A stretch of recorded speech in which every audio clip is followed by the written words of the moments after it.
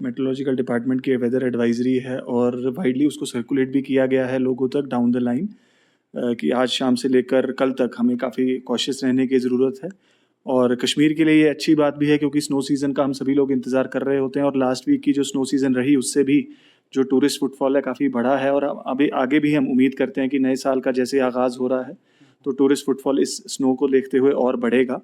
और इनफैक्ट बढ़ भी रहा है। और साथ ही साथ जो आपने पूछा कि वेदर एडवाइजरीज़ को देखते हुए जो हमारी प्रिपेयर्डनेस रहती है उसके ऊपर हम लगातार काम करते रहते हैं। पिछले कुछ दिनों में ऑनरेबल सीएम साहब ने भी इस मुद्दे को रिव्यू किया है जिसमें सभी डिपार्टमेंट्स ने अपनी प्रिपेयर्डनेस के बारे में बताया। मैं डिवीजन लेवल की बात करूं तो हमारा जो integrated command and control centre है वो काम करता है 24 घंटे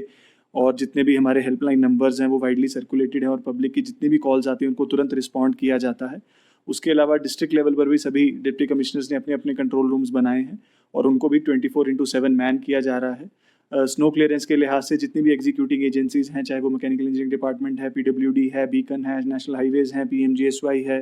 श्रीनगर म्यूनसिपल कॉर्पोरेशन है, जितनी भी अर्बन लोकल बॉडीज़ हैं उन सभी ने अपनी मशीनरी को एक्टिवेट किया है, प्री पोजीशन किया गया है कि तुरंत स्नो क्लियरेंस किया जा सके जैसे ही कुछ लोगों को ट्रांसपोर्ट की या डिसरप्शन महसूस होती है। उसके अलावा पावर के लिहाज से पावर के लिए भी जो फीडर्स हैं उनको भी रेक्टिफाई करने के लिए मशीनरी मैनेज मशीनरी को इन प्लेस किया गया है और डीटीज़ को भी बफर स्टॉक मेंटेन किया गया है। ट्रांसफार्मर ऑयल का भी बफर स्टॉक को इस बार एक्सेसिव कैपेसिटीज़ में हमने रखा है ताकि लोगों को किसी प्रकार की मुश्किलात ना आए।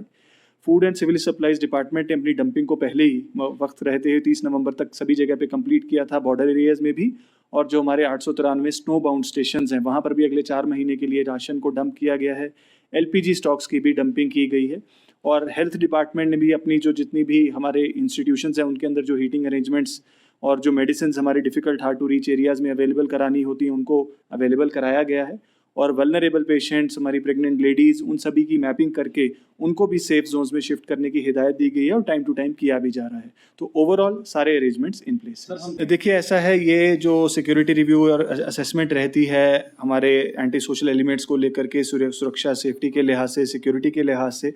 तो कंटिन्यूस रिव्यूज़ डीसीज अपने अपने लेवल पर करते हैं। तो आपने देखा होगा कि कुपवाड़ा में, शोपियां में, कुलगाम में जहाँ जहाँ पर उनको असेसमेंट वैसी थी तो उस हिसाब से डीसीज ने वैसे प्रोहिबिटरी ऑर्डर्स इशू किए हैं। और वक्त ब वक्त ऐसे जो असेसमेंट्स हैं सिक्योरिटी की डीसीज अपने लेवल पर करते हैं और जैसे कुछ ऐसे मेजर्स की ज़रूरत पड़ती है ताकि कुछ ऐसे एंटी सोशल एलिमेंट जो इस चीज़ों का फ़ायदा लेते हैं और बहुत सारे लोग हम देखते भी हैं कि इसकी चपेट में आते हैं, तो उनको बचाने के लिए और सोसाइटी के ओवरऑल इंटरेस्ट में ऐसे फैसले लिए जा रहे हैं।